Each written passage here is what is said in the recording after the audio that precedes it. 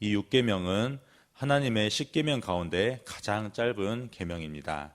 두 단어로 이루어졌습니다. 중요하지 않다거나 설명할 필요가 없어서 짧은 것이 아니라 오히려 가장 복잡하고 광범위한 계명이기 때문에 짧게 말씀하신 것입니다. 그래서 출애굽기 21장 이후에 이 계명에 대해서 자세히 보충하고 있습니다. 살인의 동기는 단순하지가 않습니다. 우발적일 수도 있고 계획적일 수도 있습니다. 또한 합법적일 수도 있습니다. 그런 까닭에 분노를 일으키는 살인도 있고 동정심을 유발하는 살인도 있습니다. 우리가 살인하지 말라는 계명을 이야기할 때 가장 먼저 알아야 할 것은 살인이라는 범죄에서 예외인 사람은 없다는 것입니다. 우리는 살인을 저지르는 사람들을 처음부터 흉악범이라고 생각합니다. 난폭한 사람이라고 생각합니다. 그러나 보통 사람도 어떤 상황에 처하면 얼마든지 살인자가 될 수 있다는 것입니다. 놀랍게도 성경에서 가장 유명한 인물들인 모세, 다윗, 사도 바울도 처음부터 우발적이었고 의도적이었고 합법적이었던 어떤 식으로든 사람을 죽였던 살인자들이었다는 것입니다. 그럼 왜 사람이 사람을 죽이는 것일까요? 세상에서 살인은 내가 살아남는 방식이기 때문입니다. 내가 살기 위해서 너를 죽인다는 것입니다. 아담의 첫째 아들인 가인도 살기 위해서 동생을 죽였다는 것입니다. 자신의 예배의 실패를 만회하기 위해서 예배에 성공한 동생 아벨을 죽인 것입니다. 그럼으로써 자신의 실패를 덮을 수 있다고 생각했던 것입니다. 가인의 후예들은 언제나 이 방법밖에 모릅니다. 자신이 살아남기 위해서 경쟁 관계에 있는 사람을 넘어뜨리고 죽이는 것입니다. 하나님은 계명을 통해서 사람을 죽이지 말라고 분명히 말씀하셨습니다. 왜 하나님은 사람을 죽이지 말라고 말씀하셨을까요? 그 이유와 근거는 분명히 성경에 나와 있습니다. 창세기 9장 6절입니다. 다른 사람의 피를 흘리면 그 사람의 피도 흘릴 것이니 이는 하나님이 자기 형상대로 사람을 지으셨음이라. 사람은 하나님의 형상으로 창조되었기 때문입니다. 하나님의 형상으로 창조되었다는 것은 하나님이 사람을 자녀로 창조하셨으며 자녀로 돌보시며 아버지의 뜻과 의지를 가지고 사랑과 믿음과 소망으로 대하신다고 하는 것입니다. 그러므로 각 사람이 가진 모든 존재 가치와 의미와 복됨과 목적 그리고 능력은 다 아버지 하나님께서 나오는 것이라고 우리에게 말씀하시고 있습니다. 그런 까닭에 모든 인간은 존귀하고 고귀하다는 것입니다. 그 사람이 누구이고 어떤 인생을 살건 간에 사람은 모두 고귀하고 위대한 자라는 것입니다. 마태복음 6장 26절 말씀 세 번역으로 읽어드리겠습니다.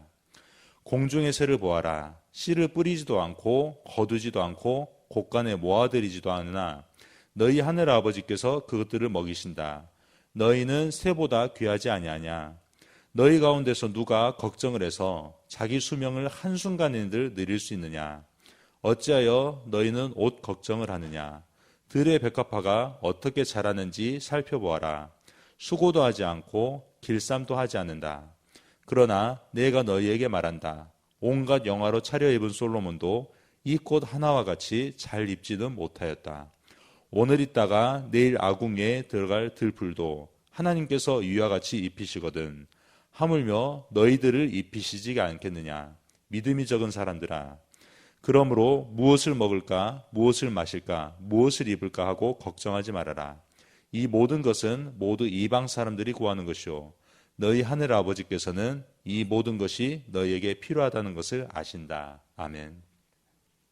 이 말씀을 통해서 사람을 죽이지 말라는 6계명은 모든 사람의 생명을 보호하려는 아주 간단하고 명료한 말씀이면서도 엄한 어조로 인간은 하나님과 떼려야 뗄 수 없는 깊은 관계 속에 있다는 것을 말씀하고 있습니다. 살인은 하나님의 가족을 죽이는 행위이고 하늘 가정은 파괴범이 된다는 말씀입니다. 하나님을 상대로 죄를 짓는 것이므로 살인자는 하나님이 다스리는 세상 천지에 어느 한 곳에서도 그를 보호해 줄 수 없다는 말씀입니다. 이와 같이 살인하지 말라는 계명은 하나님과 사람 사이의 관계에서 나온 것입니다. 이런 하나님과 사람과의 관계를 예수님과의 십자가의 사랑으로 더욱 공고하게 하셨습니다. 그뿐 아니라 예수의 십자가 사랑은 하나님과의 관계뿐만 아니라 다른 사람과의 관계에서도 새로운 사명을 부여하셨다는 것입니다. 고린도후서 5장 18절 말씀입니다. 모든 것이 하나님께로부터 났으며 그가 그리스도로 말미암아 우리를 자기와 화목하게 하시고 또 우리에게 화목하게 하는 직분을 주셨으니 곧 하나님께서 그리스도 안에 계시사 세상을 자기와 화목하게 하시며 그들의 죄를 그들에게 돌리지 아니하시고 화목하게 하는 말씀을 우리에게 부탁하셨느니라. 아멘. 예수님의 십자가 사랑은 우리로 하여금 다른 사람의 인생 속으로 뛰어들어가 화목해 하는 직분의 삶을 살라고 보내셨다는 것입니다.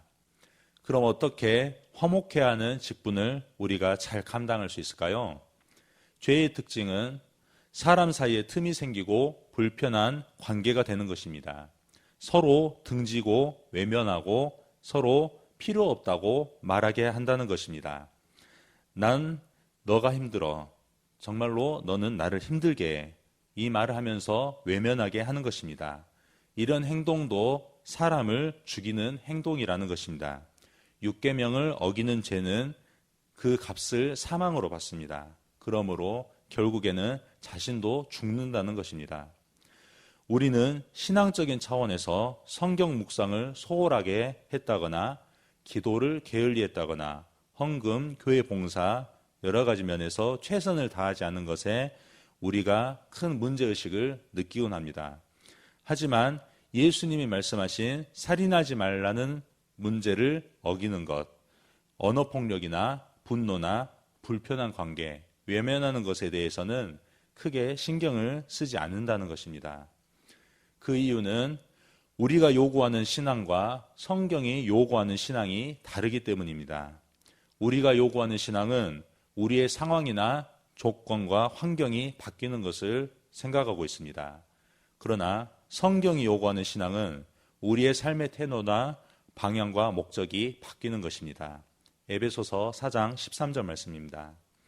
우리가 다 하나님의 아들을 믿는 것과 아는 일에 하나가 되어 온전한 사람을 이루어 그리스도의 장성한 분량에 충만한 데까지 이르리니 이는 우리가 이제부터 어린아이가 되지 아니하여 사람의 속임수와 간사한 유혹에 빠져 온갖 교훈의 풍조에 밀려 요동하지 않게 하려 함이라. 오직 사랑 안에서 참된 것을 하여 범사에 그에게까지 자랄지라. 그는 머리니 곧 그리스도라. 아멘.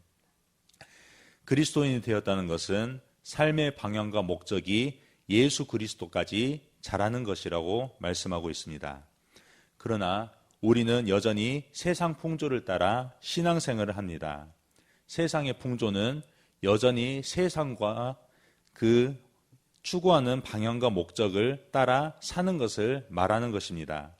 세상의 방향과 목적은 자기를 증명하는 것입니다. 그래서 누구나 옳은 말을 하면 다라고 생각합니다. 정답을 말하면 강한 자고 믿음이 좋은 자라고 평가를 받는다고 생각한다는 것입니다. 그러나 교회는 우리가 정답을 말하는 곳이 아닙니다. 예수님만 정답이라고 말하는 곳입니다. 교회는 자기 말이 정답이라고 주장하면 안 됩니다. 오직 예수님만 주장하는 것입니다. 예수님만 주장한다는 말은 무엇일까요? 살다 보면 마음에 들지 않는 사람이 있게 마련입니다. 그럼에도 불구하고 하나님이 너를 보배롭고 존귀하게 만드셨고 그 놀라운 은혜를 베풀어 영광스러운 구원을 베푸신 자신이 너는 꼭 필요한 자다. 살아남아야 할 이유가 분명히 있는 자라고 말하고 그를 향해서 웃는 얼굴로 그를 지지하고 격려하고 사랑하는 표정을 짓는 것을 말합니다. 내가 마음에 들지 않는 사람 앞에 가서 웃는 얼굴로 인사하는 것은 이중인격이 아닙니다. 이것이 신앙입니다. 바로 예수님을 주장하는 참신앙이라는 것입니다. 골로새서 3장 12절 말씀입니다. 그러므로 너희는 하나님이 택하사 거룩하고 사랑받는 자처럼 긍휼과 자비와 겸손과 온유와 오래 참음을 옷 입고 누가 누구에게 불만이 있거든 서로 용납하여 피처 용서하되 주께서 너희를 용서하신 것 같이 너희도 그리하고 이 모든 것 위에 사랑을 더하라. 이는 온전하게 매는 띠니라. 아멘. 죄는 하나님과 그 은혜를 외면하게 만드는 것입니다. 우리 눈치를 보게 만드는 것입니다. 우리 눈치를 보게 만드는 것은 모두 죄고 살인죄입니다. 하나님을 바라보지 못하게 하고 그 은혜 앞으로 나아가지 못하게 만들기 때문입니다. 바로 죽게 만든다는 것입니다. 우리에게 하나님 은혜만 필요하듯이 다른 사람에게도 하나님의 은혜만 필요합니다. 사람들에게 나의 지식이나 경험이나 충고가 필요한 것이 아니라는 것입니다. 우리는 오직 하나님의 은혜를 흘려보내기 위해 사람들에게 보내심을 받은 자들입니다. 그러면 이제 우리는 어떻게 해야 되겠습니까? 에베소서 4장 26절 말씀입니다. 분을 내어도 죄를 짓지 말며 해가 지도록 분을 품지 말고 마귀에게 틈을 주지 말라. 분이 날 때 마귀에게 틈을 주지 말라는 것입니다. 그러므로 신속하게 용서하고 화목하고 화해하는 그 우리의 표현들이 예배보다 더 우선이라는 것입니다. 마태복음 5장 23절 말씀입니다. 그러므로 예물을 제단에 드리려다가 거기서 내 형제에게 원망 들을 만한 일이 있는 것이 생각나거든 예물을 제단 앞에 두고 먼저 가서 형제와 화목하고 그 후에 와서 예물을 드리라. 아멘. 용서와 화해가 우선적으로 이루어지지 않으면 기도도 막히고 예배도 무의미해진다는 것입니다. 용서가 가장 좋은 선택이라는 것입니다. 용서는 상대의 태도에 대한 우리의 반응이 아닙니다. 하나님의 주권과 하나님의 섭리를 믿는 믿음의 표현입니다. 창세기에 요셉을 우리는 다 잘 알고 있습니다. 형들은 그를 시기하여 노예로 팔아넘기고 그는 갖은 고생을 다 했습니다. 옥에 갇히고 또 그 옥에서도 자신이 어떤 관원을 도왔으나 그의 약속이 지켜지지가 않아서 계속해서 그곳에서 머물러 있었습니다. 하지만 끝내 하나님께서는 그를 애굽의 총리로 만드셨고 결국엔 그 형들과 만나게 하고 그 형들을 용서하고 하나님께서 그 형들과 또 그 애굽에 온 이스라엘 백성들을 살리기 위해서 바로 하나님께서 이와 같이 일하셨다고 고백을 했다는 것입니다. 우리의 삶을 통해서도 우리는 예수님만 주장할 수 있습니다.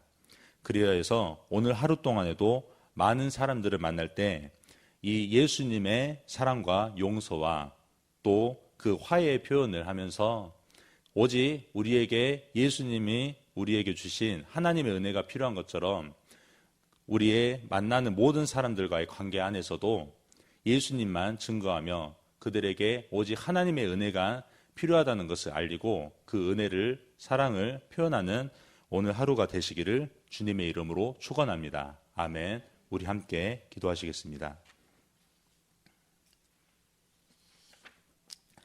오늘 새벽에 주신 말씀을 묵상하면서 함께 기도하시겠습니다. 성도님들의 가정과 직장을 위해 함께 기도하겠습니다. 청년부를 위해서 기도합니다. 학업과 직장, 이성 간의 그 관계와 교제에서 복음을 경험하도록 하시고 삶의 근원과 목적이 하나님께 있음을 알게 하려고 기도하시겠습니다. 청년부 한 명 한 명을 위해 기도하시겠습니다. 모교 합심기도회를 위해서 함께 기도하시겠습니다. 담임 목사님의 건강과 성령 충만, 사모님과 자녀들을 위해서 함께 기도하시겠습니다. 성령님의 인도하심을 따라 하나님께서 주신 말씀이 주인되어 교회를 이끄시게 해달라고 기도하시겠습니다. 대통령과 나라와 민족을 위해서 해외 선교하시는 조학현 선교사님, 캄보디아에서 선교하십니다. 광신대학교를 위해서 기도합니다. 시설 관리자들에게 지혜와 체력을 주셔서 시설이 잘 관리되어지도록 우리 함께 기도하시겠습니다.